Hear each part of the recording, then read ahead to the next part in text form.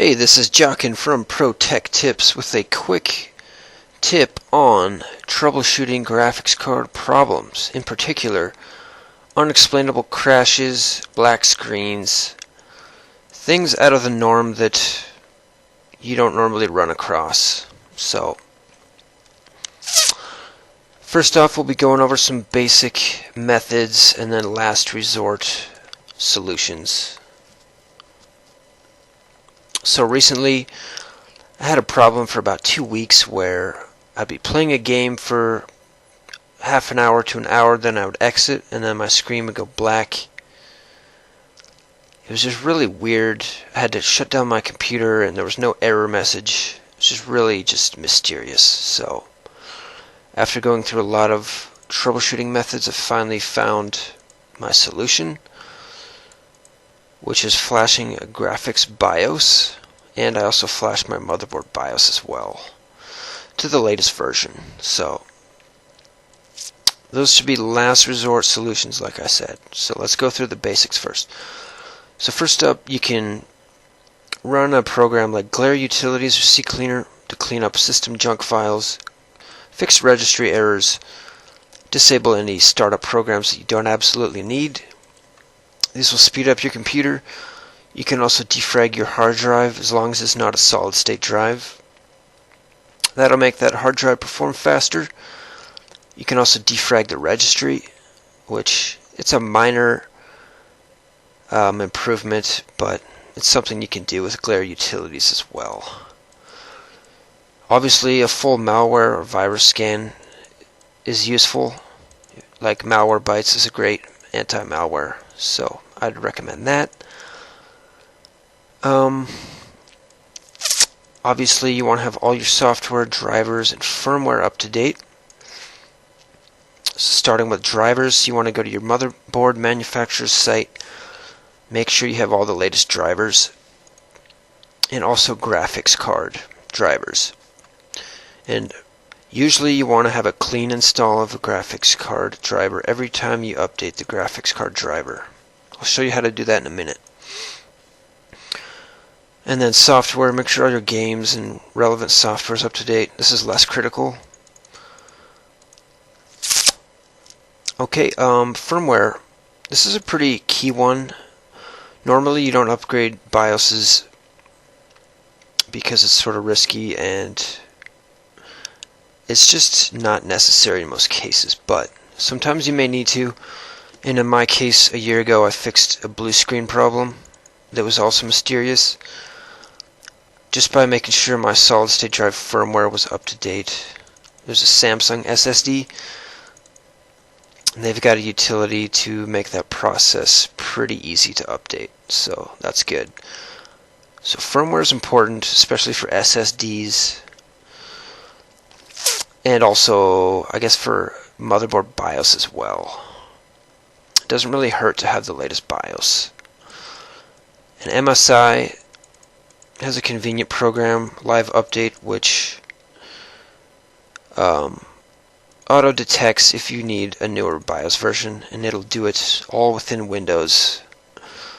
So it's pretty safe and easy to do. Okay, next you can run a system file checker in Windows with this simple command. So go to your command prompt, type sfc /scannow, hit enter. This will check for any missing system files and it'll replace them if they're missing. So that's a good command to run. Also, you may need a Microsoft Visual C++ redistributable package. For 32-bit, if you're running 32-bit, that'll be an x86 version, like over here, or x64 for 64-bit. And normally when you install games and play games over time, these packages should automatically install with them, but if for some reason they don't, you may need to look into a certain package which would solve a compatibility issue. Another thing you can do is make sure your game is running as administrator. So for Battlefield, I guess, you can go to Properties, Compatibility, make sure it's running as administrator here and disable desktop composition so your desktop's not pulling resources while you're in game. That's a simple thing. Clean install graphics drivers. This is a essential procedure that you should do whenever you update a graphics card driver. And then lastly, last resort solution. You can flash your motherboard BIOS or your graphics card BIOS, which is what I did recently to fix my crash problem. I never would have thought it'd be flashing a graphics card BIOS which would fix my problem, but it did. So I got a whole video on flashing graphics card BIOS. You can check that out. Motherboard BIOS flashing is similar, but you just got to check out your manufacturer.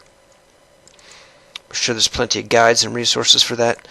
Okay, but for a clean install graphics card drivers, this is what we'll go over now. It's